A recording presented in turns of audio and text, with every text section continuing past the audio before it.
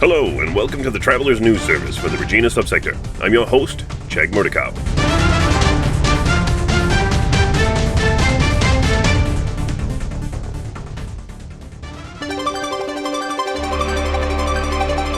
Breaking news. We've just received reports of an escalation of war on Efate, a heavily industrialized high-tech world close to the Imperial border. The site of both an Imperial Navy and Scout base, Efate has seen plenty of unrest in recent years and is currently in the throes of a bogged-down counterinsurgency campaign. Presented now as an update from our reporter in system.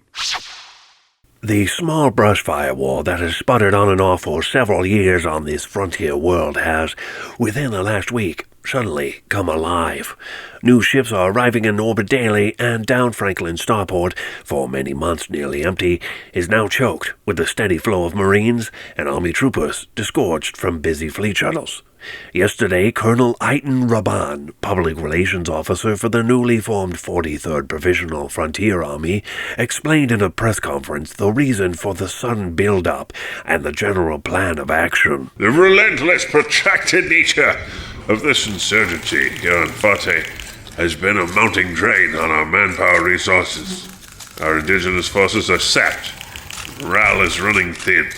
In the face of mounting expenditures, the decision has been made to focus maximum effort into ending this conflict as swiftly as possible. Maximum effort is the only way to describe the amazing build-up that has taken place overnight.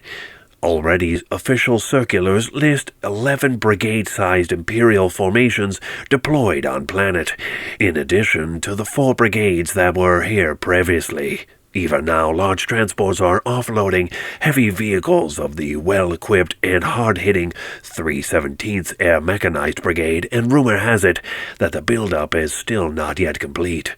This reporter admits at being overwhelmed by the truly impressive show of force. One can only wonder how long the stubborn but indifferently equipped insurgents on Efate can hold out against what the ultra-modern juggernaut Army Vice Marshal Lord Calavan, commander of the 43rd Army, is prepared to unleash on it. Will they last only days? Hours? Only time will tell. I'm Igor Blan for TNS. Regardless of the ongoing turmoil, the Efate system, which is a part of the X-Boat network, has yet to be declared an amber zone by the Travelers' Aid Society. Travelers, merchants, and other visitors are advised to take caution if planning to jump into the area. Merchants are also cautioned to avoid hauling radioactive materials into the system, as a temporary embargo has been passed to restrict any imports of this kind. We'll learn more about that shortly in our upcoming trade news segment. The Imperial Military Resource Board is still on the lookout for 3 missing vessels, the Anselmo, the Dagger, and the Dutzva Utal, that were all hired for supplemental operations on Efate. They went missing earlier this year when rebels mustered enough force to mount a breakout of the system, using several converted commercial ships. The 3 hired vessels were dispatched by Blockade Command to pursue the modified commercial ships, but after jumping from the system almost 4 months ago, none of the 3 hired vessels have been heard from since. Any information involving the whereabouts of these ships and their crews should be reported immediately to the nearest Imperial or Planet Authority.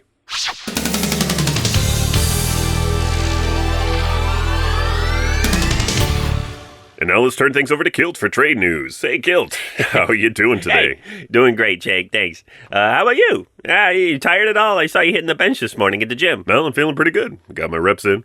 I'm up to 70 kilograms on the bench press now. Oh, nice. You make sure to turn the gravity on this time, right? Yes, I had the gravity turned on. I'm just pulling your leg, mate. Come on. Well, that's a lot of leg pulling for a noodle-arm Varger, Kilt. I mean, have you ever even tried bench pressing? Well, to the surprise of everyone, I'm sure.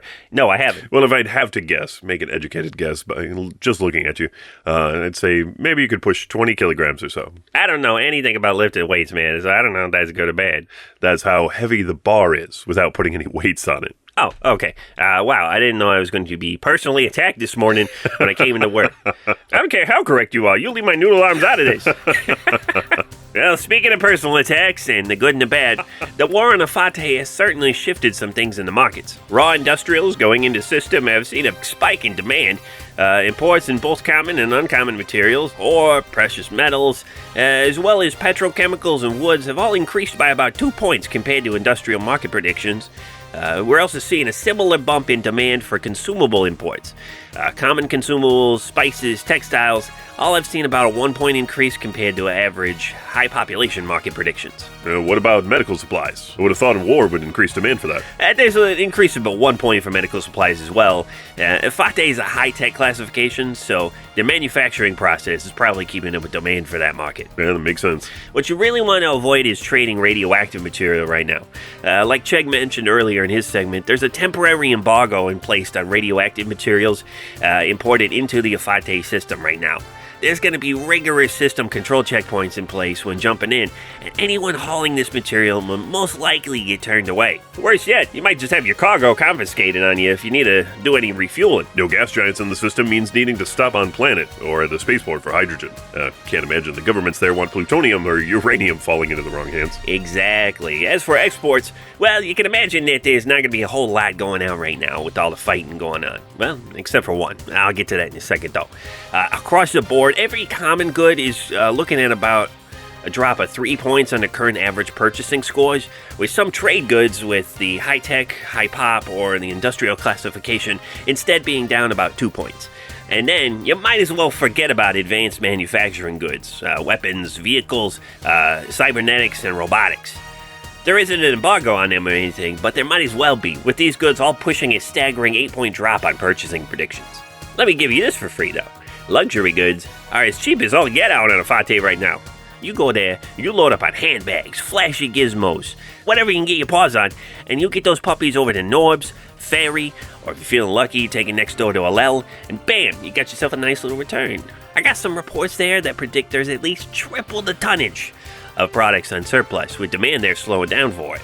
As always, the disclaimer that predictions discussed here on this segment are not absolute, as they may or may not reflect the volatile nature of the market.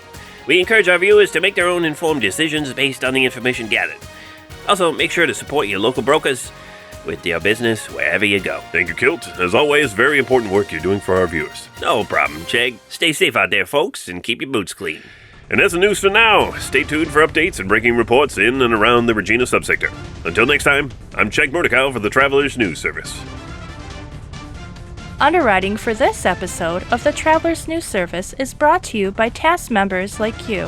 Thank you. And also by the Chartered Space Coffee Shop. Stop in today and get a small Gruvik coffee and a kebab trio for only 3 credits. The Chartered Space Coffee Shop. Refresh and make the day yours.